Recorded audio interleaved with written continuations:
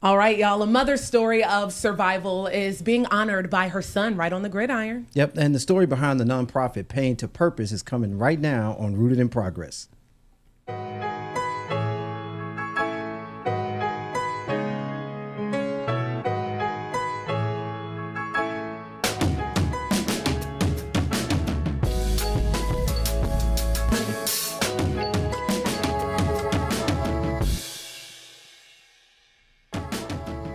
Well, what's up, y'all? Come on into the Rooted in Progress Stream Center. On Thursday, we got another banger for you. It's your two favorite people in the whole wide world. Yes. Right? Where are we? Pull us up, friend. The people's got to see us. How you doing, Deanne? I am great. How are you, I'm Terrence? doing fantastic for this Thursday. Here we are again. You know, every week to just share the stage with you or share the mic with you. It's such an honor and a blessing. Well, I appreciate that. Guys, I wish you guys could hear our conversation before we hit the start button, the record button, man. It's always a time. Yeah, we bump heads. A time was Fun. here. We have fun, though. But we're about to have an even better time. Yeah. I am excited not only to hear the story of this incredible, powerful woman, but also see how her son is honoring her and just being able to see how their story is even being shared on a bigger stage. Right. So we are talking about two incredible people who are here in our studio for Rooted in Progress, Miss Shonda Roberts and her son, Elijah Roberts. Miss Shonda, the founder and CEO of the nonprofit Pain to Purpose. Thanks for hanging with us on Rooted in Progress. Thank you for having me. You all have me laughing my jaws off. Miss Shonda, thank you. Yeah, we ain't even started yet. Then we got the man himself. He came in here. I have to tell you, obviously we looked you up because we had to do some research. And I was like, it's 6'4", what was it, 295. Is that big? Yeah. It's big. I mean, I'm happy we could fit him in the box. Okay.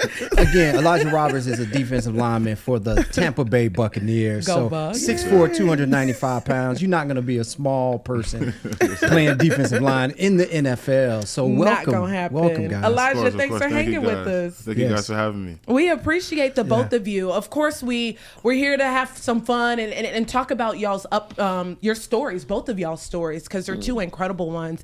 Miss Shonda, I want to start with you though, and talk about what it was like bringing this young man into the world.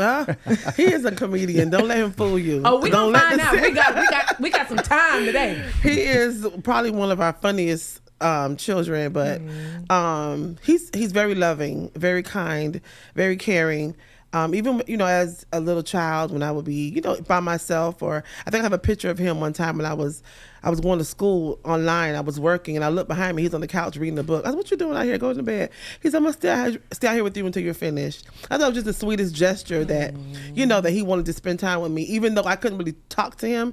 Just him being in the room with me, he wanted to know that, "Mom, I'm here. I got your back." Wow. And he's always been like that. He's just, I thank God I have loving children. All of them have been, very loving, but he's very, very caring. I'm very proud of him. So right now he's 6'4", 295 pounds. But I still grab him by How the... much did he? That's right. There we go. Well, how much did he weigh when he was born? Oh, he was 9 pounds 9 ounces.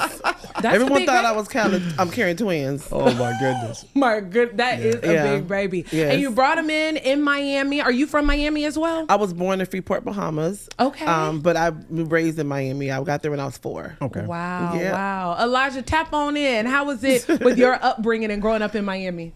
It was great. Like my mom said, it was a lot of us growing up. So always have fun times. Mom and dad always made sure that we were always doing things as a family, going on trips. We weren't iPad kids growing up. I don't think we got our first phone until we were about going into high school. So that's right. Yeah. So that's a true black it was just a mama. lot of it was just a lot of family time, and that's why I'm so family driven, and just I love my family so much right now, and I think that just stems from how we were growing up and how my parents had us raised. Yeah. Miss Shonda, growing up, just raising kids in today's times, it's tough. Yes. Talk about the struggle and look what you raised a wonderful, wonderful young man. Just growing up in the streets of Miami. Just talk about that. It was tough. Keeping him out of trouble. Yeah. Yeah. Well, that was hard to do too because it's growing up in a family where they had the family dynamic is me and my husband have 2 together, which is him and our daughter Janiyah, and then I came into a relationship with one, Sean. He's 27, and I got custody of his 2 coming in. Then we have another one outside the home. Okay. So they made.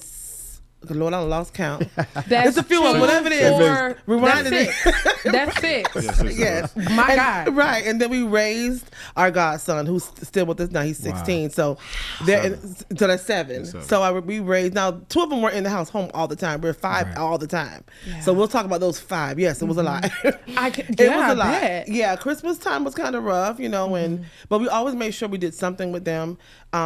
We did more vacationing and making memories than buying them things. Yeah. Just because it was just easier. Yeah. Now, when we did buy them things, it was the boys would get something, then the girls would get something, or we would buy outfits. 3 of them, the boys gonna dress alike and the girls gonna dress alike. Just don't have to worry about anybody arguing about, no, I want the red shirt. No, I want the blue shirt. All y'all gonna wear green. And then the girls gonna wear pink or purple. So, it's kind of make it easy, but they always got along. They took care of each other. You know what I mean? So the older kids made sure the younger kids did what they needed to do. Yeah. They helped around the house. They fought. They did what kids do. But for the most part, they were good. But raising them in Miami was hard because you don't want your kids to be statistics of the street. You know what I mean? And we lived in the hood, but we were around the corner from it. Right. Yeah. You know what I mean? And they went to their aftercare program, and their summer program was in the hood. His first time putting on a football uniform was at Goose Park. And that's where he first played. I didn't want him to play. I was against it. I was like, no, y'all not beating up my baby. And his dad was like, he the one gonna be doing the beating up. Right. Yeah. Right. Yeah. You see how big he is? He was always a big kid. Yeah.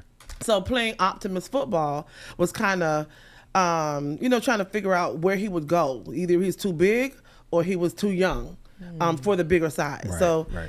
It was all of that getting into it. So I'm glad that, I kind of let off the brake a little bit and let him play, because look where he is now. So I'm grateful. Yeah. How do you, Elijah, especially when you hear your mom share these stories, obviously I know this isn't your first time hearing this. Now that you can kind of look back at the sacrifices that your parents had to make and the foundation of your family, how pivotal of a role does it play in the man you are today? Man, it's everything. Just because when you think about it, like, I wasn't the only kid in the house growing up. Yeah. So, and when I think of just how much time and effort and just love and care that they both put into what I had going on my entire life, and then on top of 4, 5, 6 other kids, it was just like, it was crazy, and then getting, as you grow, as you get older, you kind of understand more of how important it was for them to be there for us, and then just how hard it could have been, and my parents were in your 20s when you guys were doing all this, so they were young and they were just, like, I'm 23 right now, and like I can't imagine raising 6 kids right now. Like, a whole basketball team. Like, I would lose my mind. So just them being able to do it, like, I truly do look at them as superheroes. So it's great. Come here to cry. We'll get you some tissue. I know. And I think when you also add that dynamic, so those folks listening in Pain to Purpose, your nonprofit that you created 10 years ago, all about providing a platform and providing a safe space for women who have experienced domestic violence. And that stems from your own story of survival. So on top of being the mama, okay, you also have your own story where you were struggling with some things. What was going on?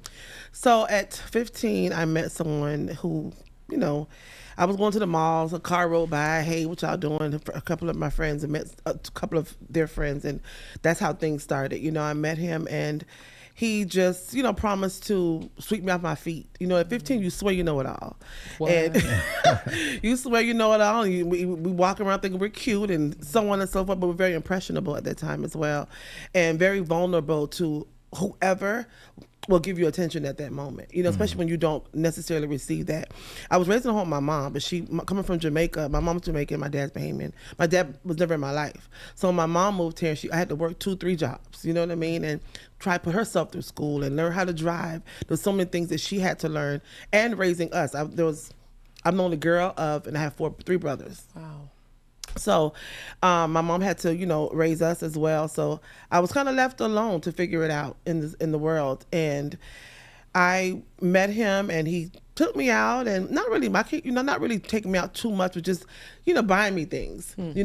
That's how it starts. You know what I mean? It starts with wooing you with gifts, because domestic violence relationships don't start with a hit right away. There's grooming that happens, and there's been kind of possessiveness and obsession and all that things happen first. Control, all those things start before anyone's striked. And even if someone is in a verbally abusive relationship, you still have red flags before the abuse starts. So I didn't know those things. I didn't see them. I confused them with, oh, he just wants me to be around him. He just loves me. You can't go hang with your friend today. Oh, girl, I'm not going out with you today because my man wanted to see me. Not knowing he was setting in stone, controlling me already, and I'm confusing it with love. And that went on for years. The first time he ever put his hands on me, we were in a car, and he was talking to his friends, and I rolled down the window like I'm ready to go, because I was in the car for no amount of time, and he looked at me, got in the car, and on the road that we were on, it went straight into some woods. And he got out the car, didn't say a word, opened the passenger side door and pulled me out the car and proceeded to hit me in my head. And my head was his target. He never hit my face because he didn't want people to know he was abusing me. And he hit me a few times and told me don't ever disrespect him again. Put me back in the car, reversed all the way back to where he was, got out the car and continued this conversation. Wow. Like nothing happened. Nothing happened. And no one in that group of men, whoever was there, asked me, was I okay? No one said a word to me. No one said a word to him about what happened. And they saw that I was crying and disheveled and upset. And I knew then that I wasn't protected. I knew then that maybe this is normal. Maybe this is what people go through. Because I had seen people in abusive relationships. So that lasted, and then I married him at 19. Married him with the promise of him never to do it again. And then maybe a month after marrying him, he abused me again. I went to divorce him around, I want to say 22, 23. I went to divorce court. He begged me not to go, begged me to take him back. I halted the divorce. I went back to him. And then 3 months later after that, I went back to divorce court and divorced him for good. Now, people listening, I need them to know that statistics say that victims will go back 7 times before they leave for good. And I went back more than 7 because you confuse, again, that control with love. You confuse, because it's not all bad. It's not every day. It's not 24/7. So in the good times, you have hope. You see some light. You see that, you know what, this is going to be a good day. If I don't do this, if I don't say this, it'll be all right. And then something happens. And that pattern continues to happen till you finally realize this is never going to end. And I have to get out before I lose my life. Well, let's talk about that plan, because again, like you said, someone will go back 7 times before they decided to, this is it, enough's enough. Let's talk about when that moment came about, when enough was enough. That moment came about the night we both went to jail. Wow. Oh, wow. Because there was a time where he told me, he would always tell me to get out. When he was mad at me, whatever, he told me to get out, I'll go get my things. So this night, he told me to come pick up my stuff. So I went to go pick up my things. I said, listen, let's just, not have this going on. So I went into the house, the apartment, but I grabbed a knife because I just know something's going to happen. I grabbed a little kitchen knife. I saw him go down the stairs, and I went down the elevator. As I'm coming out the elevator, he rushed towards me, and just by instinct, I went like this to him. And I made contact with his chest. Someone called, I don't know who was out there, someone called the police. I think it was security. Security called the police, and I'm running out screaming now because I didn't know what happened. I just attacked and ran, you know what I mean? And he comes out yelling, oh, she stabbed me, call the police. And police finally came and asked me, did I do it? I said, yeah, because he was going to hit me. They said, did he hit you? I said, no, but he was going to. They said, well, I'll take you to jail because he didn't hit you. Wow. I said, but look up our police records. We have a lot of police records. This happened before. I was protecting myself. They said, he didn't hit you. So they did take both of us to jail. Now, if he didn't hit me, why are you taking him to jail? But they took us both to jail. So they took us both to jail. And then while I was there was a correction officer that told me that a few more inches of that knife would have stabbed his heart and you would have been in prison for your life, the rest of your life. She said, I don't know what you're going through, but as a young girl, you need to get out. She said, because you could be here. You don't want to be in this jail the rest of your life. She said, and I said, but he's always beating on me. She said, but this time, they took you to jail, and if that knife would have punctured his heart, you would have been in prison. And I knew then I had to get out. Wow. So I got out. He bonded me out. That's another story for another day. Wow. He bonded me out, and the courts allowed him to bond me out. What? Yeah, I had he got out on pretrial, and I had to be bonded out because I had a weapon. So when he bonded me out, I got in the car. And he said, "Do you want something to eat?" And I don't know why those words just did something to me. And I said no, but I knew then I had to figure out a way. I needed to figure out how to get out. So abuse happens, and there's a cycle of abuse. There's a honeymoon stage, and then there's tension that builds up, and it starts over again. So in my mind, I'm going to leave him when we're in a good space, when we're doing good and when we're happy and we're okay. And that's what I started to do. I would go to work every day, and I would take some clothes out the house. I had a friend that just bought her home, and I asked her, could I rent a room from her? She said, of course. So every day I would get up and go to work, and I would take some clothes, and I would leave it at her house, and I kept doing it till I felt I had enough. And then I just left. Well, that was my question, is your support system. Where, or did you even have a support system during that time? I probably would have. I said something. I didn't say anything. Okay. Because For years. I had 4 brothers. They probably would have pinned him up. Oh my goodness. You know, I had 3 brothers at the time. One of my brothers passed away, but I would have. I'm sure they would have said something. I have a cousin. I did tell my cousin only because he saw it, and there were times where he tried to, get at him and things, but I didn't tell anyone. It was more protecting him because he took care of me, and everyone saw the outer, the materialistic things, the jewelry and the clothes and everything. So they felt like it had to be my fault if he did something to me. And he didn't always abuse me in public. There was maybe once or twice he did. He would get out of control and he would abuse me in public, but most of the times it wasn't. So it was basically, well, girl, that's your man. You can't say anything. You'll be all right. I even told a first lady of ours at our church before. She told me I need to stand by my man, and again, I didn't feel protected. So I didn't. If I would have had a support system. Let me slow down. My behavior comes out sometimes. I would have had a support system. I believe had I told probably people closer to me, but I didn't. But I did tell that one friend, and she said, "Whatever you need, I'm here." And she allowed me to move in with her. She allowed me to just get my bearings and figure life out. And then in that process, I met Mr. McDreamy, and he helped me and figured things out. But I would have had a support system. I believe I said something, and I just didn't. Elijah, when was the first time you heard this story about your mom?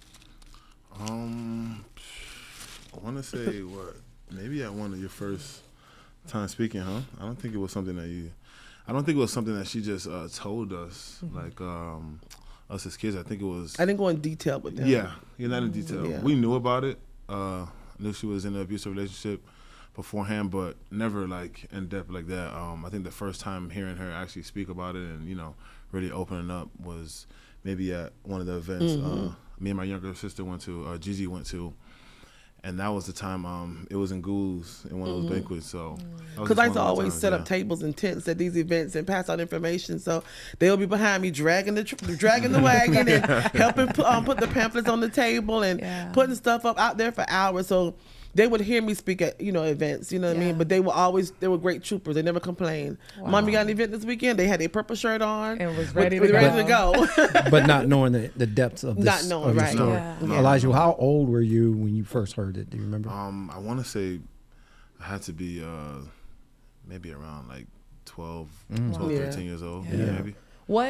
When you finally grasped the depths and what really happened to your mom, what did that do to you?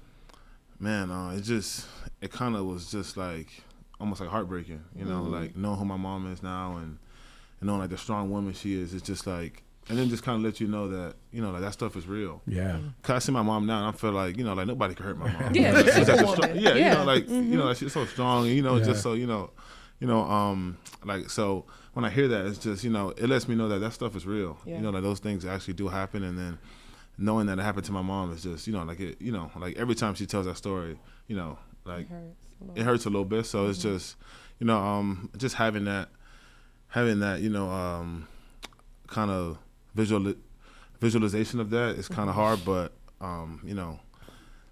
it's still something that I'm proud of her every time she's able to talk about it and that's able deep. to That's real. open up about it, especially after you hearing and you've seen your mom grow up, and because I'm sure because of your pain you know, you were a tough mom, you know, Yeah. and then pulling Yes. those points. You look like I wanted to straighten it up when you walked in here. So you It know, made me just overprotective for sure. Really? Yeah.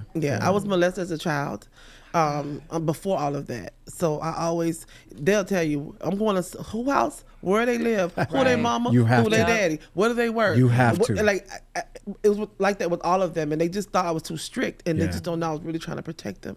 I would rather have them Because of everything overprotected that than you went underprotected. 100%. Do you feel like you had to, and I think as Black women, right, and Black people just in general, we Yeah. have this whole thing of, oh, I gotta be tough, I gotta be strong, and I have to be able to be okay. Is that what you were telling yourself while you were going through this? So I co-wrote a book, Love After Abuse. Okay. And it's a story of 9 survivors. And yes, my title of my chapter is I Would Have Left Me. I was so tough that no one could get in. I lost jobs. I lost friendships. If you said boo, we were done. Because I felt like I had to be in control of me now and who I let in. No one's going to hurt me again. No one's going to put their hands on me or talk to me crazy. So I wouldn't say I was mean, but I definitely wasn't having it. Yeah. You know what I mean? And it was just protection for me. I finally got out that relationship. I even almost damaged my now marriage because I was so broken that even our arguments looked like a fight. Wow. And he would tell me, I'm not him, but I'm not going to let you treat me like this. And that man said, girl, I'm going to leave you. I had to get together. Yes. Because You were bless like, the Lord, honey. No, man, wait a minute, sir. I'm sorry. Yeah, Let me yeah. get it But together, you had to do that healing and that work Yeah. on your own. Yes. What did that look like? Was that therapy? Was that, finding that friend or that person or your husband to confide in? What did that healing journey look like? So therapy it was taboo back then, Yeah, that's this is true. over 20 something years ago. So I didn't go to therapy, but I wish I had because I probably healed a lot faster and probably better. I would have had 20 jobs on my resume or, a bunch of friends and I fell out with, but it was mostly my husband and God. Let me just say that. The Lord and Savior Jesus Christ. I got on my knees plenty of nights, asking to soften my heart. You know what I mean? Asking to help me heal because I didn't want to lose my new friendship, which was my husband, my boyfriend at the time. I love him. We were great, but I know I was guarded. Yeah. I know that he has his own story too. So when you have those two worlds come together, it was just, it was kind of just crazy. And I had to figure out how I needed to heal. And I just went on this healing journey of just being accountable for when I feel a certain way, to talk about it. Yeah.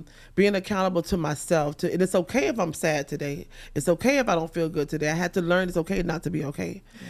And I kind of just kept working with that. And I started going back to church, and I was always singing in the choir and always singing on the praise team, and and talking to him a lot about it. And when I started to do this Pain the Purpose stuff, someone asked me to speak at a women's History Month at a college. And that's where I think most of my healing started. Wow. Because I just kind of suppressed it and didn't talk about it anymore and thought I was healed until I started talking about it. Well, I was going to say, what does healing look like? Right. What did that healing look like? Yeah. That healing was talking about it. Yeah. Because if I went to therapy, I'm sure I've gotten it all out on the couch. Right. But I got it all out on stages and on platforms and arenas and different things like that, because I would talk about it I was on panels a lot. From that one moment, Pain the Purpose kind of grew, and then people were asking me to come speak at events and doing things. And healing started from there because I would have nightmares. I would wake up in the middle of the night screaming. My husband's right there. He's like, it's okay, it's okay. I did not know that talking about it will bring these memories back up. There were so many things I went through that I didn't talk about, that came up in my dreams and came up, and I remember, I forgot I did go through this. I forgot he did do this to me. I attempted suicide. And that's something I never shared for a while. I was in the hospital. They had me on a 72-hour hold, and they pumped my stomach with charcoal. And I attempted suicide at, I want to say 18 or 19, very young, because I was trying to find a way out of it. Wow. But it wasn't something I talked about until I started talking about other stuff, So that's what healing looked like for me. Yeah. I encourage people to go to therapy now, of course, 100%. because I didn't do that back then. But that was healing for me, was going out and talking. And when I hear a survivor say, I heard you, and I need to find a way out, that helps me heal. That is, I got goosebumps just saying that, because that's what helps me get through. Even now, I'm long out of it, but there's still some triggers I have. Right. But because I've done the healing, I recognize my triggers. Wow. And I know how to remove myself. You know what I mean? So. Wow, Yeah. that is amazing. We're going to continue to hear more about your story, dive a little bit more into pain to purpose coming up after this quick break.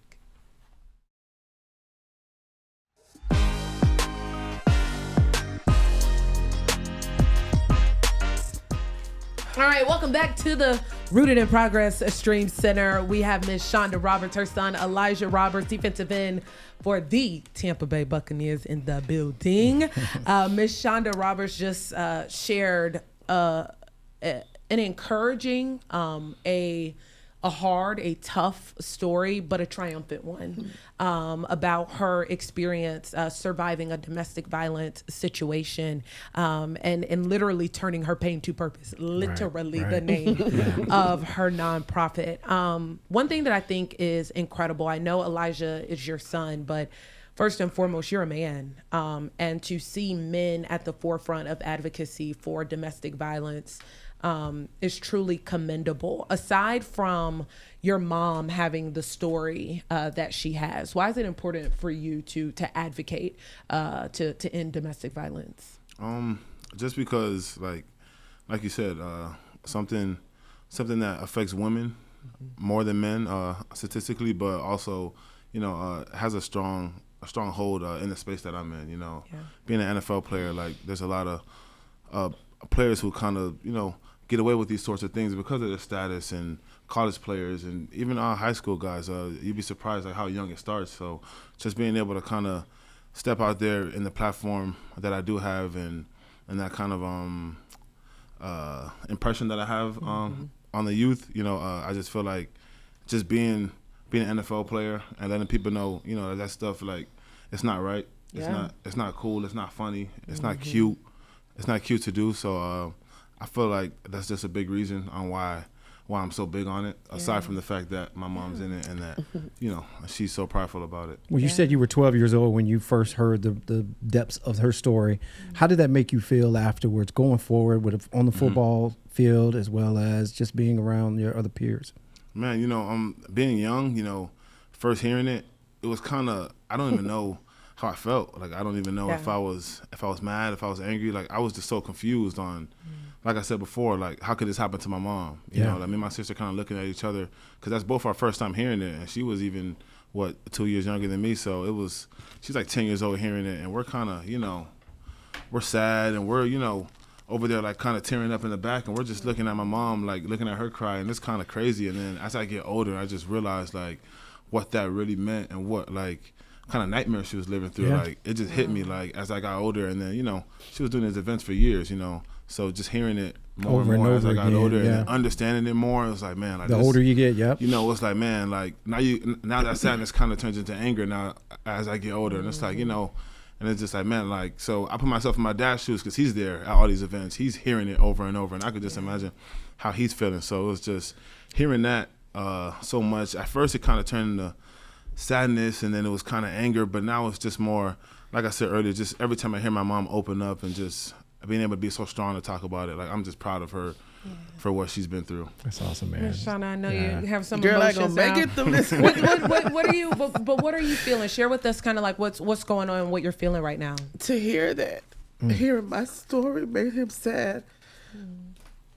But then to hear him say he's proud of me, it touches me, because you try to protect your kids from things, but I want them to know. And I always felt like, I hope I'm not hurting them by telling them. I hope I'm not putting a bad idea, a thought in their head by telling them, because we're either going to raise victims or you're going to raise abusers when you're in that situation. Because if you stay in that situation, you have kids and your kids see it. One of the two is going to happen. Well, Ms. Shonda, knowing that, but yet these kids, you brought your kids with you to help set up. You knew they were going to hear it. What moment did you ever realize, or did you ever realize, like, eventually they're going to come to me and ask me, Mom, what happened? I think the first time I was telling the story, I was trying not to look them in the eyes, because I wanted like, to. if they don't look at me, they won't hear it. Right.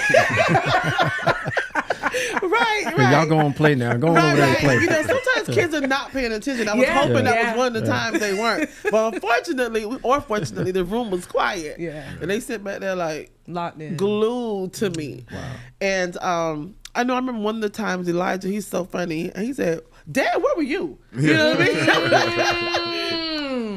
That's what I'm talking about. Right. And he cause I know if you were there, Dad, you were there. And he was like, I wasn't there, son, because I wasn't having it. You know what I mean? So he's so proud of his dad, and he was just wanting to know. The timeline kind of didn't make sense, what was going on, but I finally sat down, I think, after telling them so much, says, y'all going to be coming, let me let y'all know what really happened. And like I said, I still didn't go into depth all the way. They kind of just hear it by going to my events. Because as I told you, when I started speaking at these events, I would share more and more. Just by sharing, more and more would come out. Yeah. So if there was things that I felt I needed to tell them, address afterwards, I will talk to them about it. And I will tell them, you know what I mean? And when I go visit schools and I talk to teenagers and stuff, I tell them about it as well, because I want them to take that to their school. And I'm hoping in doing this, especially with Elijah being in the situation or position that he's in, that he's able to help men as well that are victims. You know what I mean? Yeah. Or help the men that are the abusers, because you're not born an abuser. Something happened. So maybe he, can help put that focus on, okay, what happened to you? What's going on with you? So that you don't do this to somebody else. You know what I mean? Or maybe them just seeing him make them want to get help. Yeah. You know what I mean? So I'm hoping that it just become a domino effect to where everyone gets help from it. Yeah. And I want to address the part where you said hearing that it made him feel sad. It made him feel sad because you're his mom. Yeah. And I think it's because it is clear that you have done such an amazing job. Just meeting one of your tribe and your family, you have done an amazing job. Even with the story that you have, that it's only right for him to have felt the way that he felt, right? Because he had to go through that. But look at him now, on a international stage, national stage, using your story as a way to hopefully inflict some change. And so you have the My Cause, My Cleats. Was it like immediate for you to do the cleats for your mom's nonprofit? Yes, ma'am. It was real easy. Yeah, I think we probably talked about that in college. Wow. Like, probably my last year. I mean, obviously, once we got in the NFL, it was more in depth, but it was a real easy, smooth thing to do. I've always grown up watching NFL, so around this time of the year, you always see the My Cause, My Cleats. You see the different cleats, you see the different colors, and as a kid, you kind of wonder, hey, Paul, why they got different cleats on, whatever. And then I remember when I was younger, it was only during the warm-ups. You could you could only wear your cleats for the warm-ups. And then I don't know when they changed it, but this year you're able to do it for the full game. So I just felt like it kind of just played out so perfectly that I was able to wear those cleats for the whole game. Probably looked a little weird. I think we had on red jerseys with purple cleats, but I actually think it stood out more. It made it stand out more. What went into for folks who are watching, and if you only listening, y'all need to go and look at these cleats because they are fire. What went into the actual design for the cleats? Man, so this guy down in Miami, Souls by Junior. Me and him actually are both alumni from the same high school, Christopher Columbus, down in Miami. So he's always been this famous cleat designer and shoe designer and stuff like that. So this is my first chance ever having custom cleats. So once I had the opportunity, I already knew who I wanted to hit him up, DM, got his number, text him, and then he sent me these. This is his rough draft for first kind of spill at it, and I was like, man, I love them. That's it. And that was it. Simple, purple, You sent the mom? Yeah. Okay. Sent to her instantly. She loved it, so Elijah, when you put those cleats on, man, did you just gain your superpowers? Did you get in there and have 5 sacks? It was great, man. Just something about it, right? Yeah, it was just more of I was just in more of a proud moment. I was so happy for my mom, just being able for her, because that's something that she started on her own. She kind of put so much time and effort and just love into it and blood, sweat, and tears. So it was just this is my chance to be able to kind of show my appreciation and kind of show how proud I am for her, because she's always been to almost every single game since I started playing football. Her and my dad probably missed I could count on one hand how many games they've missed in what over 10 years of playing football. So, I mean, you know, they've always been there for me. So this is just my way of being there for her, you know? So how was it received when you put those cleats on, not, you know, being able to walk out on that field in front of cameras and people and fans and to ask for them to ask you about your cause? How did that make you feel, man? Man, it was great because I felt like every sentence I was able to start with my mom. You know, like I was able to start with, this is my mom. Like, She's this like, cut the show. Here we go, commercial. yeah, man. So just, you know, every conversation was just, and they were like, wow, man, like that's what's up. Like, tell me more. And then, you know, some people were just, you know, like so like into it. And then when the post went up with those cleats, that picture, and I had a reel that went up with it on Instagram. I think the NFL tagged or reposted it or posted it as well. Man. So then I got a lot of people were hitting me up trying to ask them ways to donate to Pain and Purpose. How can they help Pain and Purpose? And people are telling me, man, like this really, you know, touched me, man, because I went through something like this, or my mom went through this, and you know, so it was just like, man, like you never realize how many people go through these sort of things until you know you just open up and just talk about it. That's true. Yeah. And I love that, kind of like what your mom said. It creates a space for you to even be a person that can either confide in somebody like and help them if they're going through something, or be like, all right, bro, that ain't cool. And have you had to do that? Have you ever checked somebody? Yes, for sure. Just more like verbal. Okay. And just, you know, like even like when a girlfriend's not around or significant other like isn't around, you know, like it's just certain things you just don't do. Hey man, it's the team like, locker room, man. Yeah, we know how that goes. Yeah, you know, so you guys of course, you know, guys have locker room talk and things like that. Yeah. You know, it's just certain conversations I just try not to be a part of. Certain things you just, you know, but obviously as a man, like, especially here in this team, we have such great dudes in this team. Like there's so many guys who are married and like actually, you know, in love. And there's like, we go to Bible study all the time as a team. Like there's so much things that we do here as a team that you could tell that these are some great guys here. So that's great, amazing. That's a good environment. Listen. I know you are grateful about that. Come on, Jesus. I ain't gotta make you go. You doing it on your own. Yes. Because they grew up in church, so you know. Yeah. And when they get older, they gotta do their own thing. You know what I mean? You hope they would at least try to stay in the path that, you know, when it comes to, you know, Christianity and whatever religion you're in, and just to hear that he goes to Bible study, his girlfriend goes to Bible study. It's like, praise the Lord. You know what I mean? I thank God for that. Yeah. Right. So Ms. Shonda, you doing it right. Let's go back to just your speaking engagements. So just talk about how big those are, and some. I'm sure, is it still tough to talk about this situation, or what is the toughest thing you face when you're speaking to others? It's tough because I am very empathetic, even to my own self.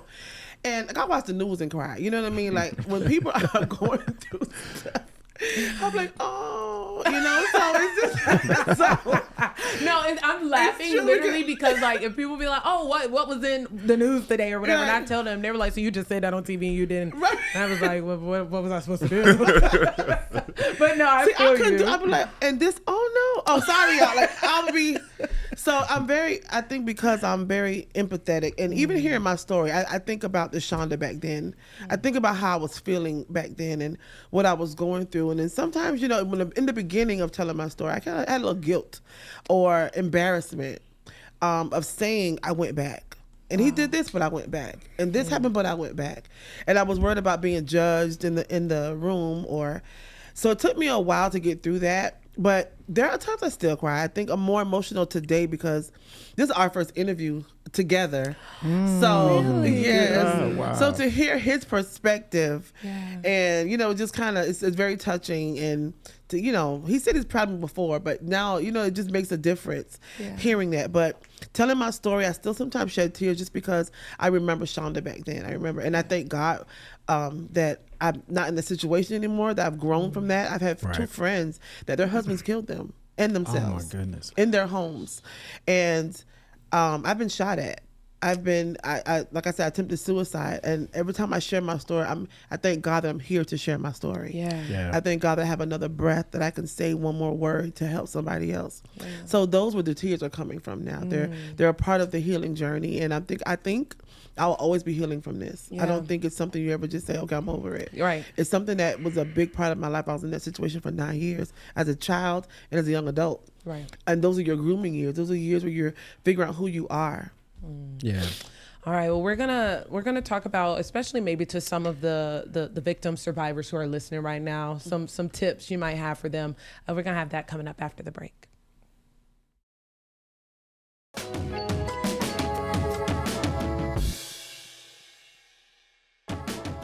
All right, come back on into the Rooted in Progress Stream Center, y'all. We are talking about Pain to Purpose, a nonprofit that is creating a safe space and a platform for people experiencing domestic violence. We have the founder, Ms. Shonda Roberts, her incredible son, Elijah Roberts, defensive end for the Tampa Bay Buccaneers, with us. And you've shared your story, Elijah. You have shared how you have supported your mother pretty much about your entire life through this process, right? And now even on the stage that you're on, making sure that people know that you're proud and you're going to make a difference no matter where you are or what jersey you have on. Ms. Shonda, I want you to share, anyone who's listening right now who might be going through a similar situation, whether it be right now or maybe it happened in the past, what would be your advice to them? My advice to those who are in it right now, to find your support system. Don't think it's going to change. And if that person changes, it's not on you to stay there to figure it out. Get help, get out as quickly and as safely as you can.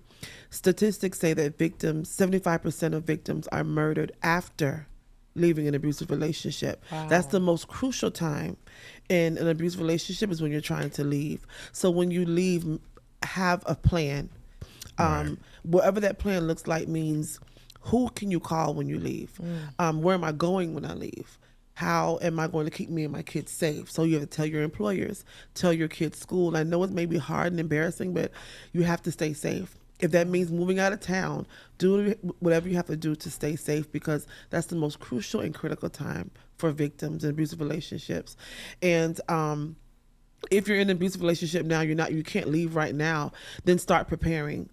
Do what I did. I started just getting things together. If it's your paperwork, if it's Social Security card, whatever you need for your kids, start getting copies of those things or other originals of those things and keeping them separate. And making sure that you have somewhere to go, someone you trust, someone that won't tell your abuser, and try to de-escalate. Don't engage with the arguments. Don't try to de-escalate as much as you can, because the main thing is for you to stay safe and keep your kids safe. I always tell victims, or when I'm at events, to have a safe word. So if I'm calling, if I call you and I say, hey, can you come braid my hair? I know you don't braid hair, but I'm telling you I need you to call the police. Yeah. Because I can't call the police right now. This person's in front of me. Wow. So if I'm telling you something out of the ordinary, but you know, if I say this to you, I need you to call the police immediately, or pop up or something. Yeah. But make sure you have a safe word, safe phrase, whatever it is, so that the other person knows that you need help and you're in danger right now. What would you recommend when you see a red flag, or if there is a red flag? So what does that red flag like if you're a like? friend? Yeah, like if you're a friend or someone that's close. Real. Yes. I've been there. Come on. I've been there. And you like, red flags are very... blink real hard if you meet me. Because you said that, your abuser attacked you in the head. There's no bruises. You can't bruise the head. Well, I had lumps. But I'm sure it's covered by your hair. Yeah. So just as a friend. So to red a friend. flags, sometimes our friends can see stuff in relationships that we can't. Right. So, or we act like we can't, because a lot of times we do see it and we try to excuse it. Yeah. Because there are people that may have, let's say someone having a bad day. That may not necessarily mean that he's a bad person. He may be having a bad day. Yeah. The patterns are red flags. The things that keep happening. If you go out to dinner with somebody and they're always rude to the wait staff, or there's somebody or whoever is assisting you at the table, that person may not be a good person. If you're always cussing somebody out, or always angry, or is talking down to you, whatever that pattern is what you're going to pay attention to. Because someone could be just having a bad day. They'll make them a bad person. Right. Now, I'm not saying they knock you out. You say, okay, it's a bad day. No, that's not a red flag. That's a go. Sorry, that was an accident. Right. Right. Yeah. Like, that's time for you to get up and leave, but the red flags are subtle. It's behavior, it's controlling, it's checking your phone. Checking your phone in an aggressive manner, to be like, give me your phone. What are you doing? Let me see what you're doing. Checking up on you all the time. In my relationship at the time, my husband, when he would go to work, and to this day, 24 years later, my husband still calls me when he gets to work. He calls me when he gets home, when he's leaving work. And I do the same. But in my relationship at the beginning, when he did, I'm like, what? Why are you trying to control me? And it wasn't, because I had to do that in my previous relationship. I had to tell him where I was going, when I was coming back, who I was with, what I was doing while I was there. That was control. But when my husband said, hey, baby, call me when you get to work, why? Yeah. You know what I mean? He's like, I'm just making sure you're okay. I didn't realize that was love. So you have to just pay attention to your situation, what's going on. This is twofold. To Elijah, I want to hear from you. If there's someone listening who maybe their parent has gone through this, or maybe a friend has gone through this, what would be your advice to them? I would just say, try to be someone who's there for them, someone who's not going to judge them when they do come to you. 'Cause like my mom said, like, these are kind of sensitive topics. These are things that when they do come to you, you got to think about how long it took them to even conjure up the courage to try to come open up to you and spill everything out to you. And then especially if you're someone who's close to both of them, or not close to both of them, but you know them, you know the other person that they're with, and then you think they might judge you and stuff, I would just say, just be able to be there for them, be whatever they need, be whatever they're looking for.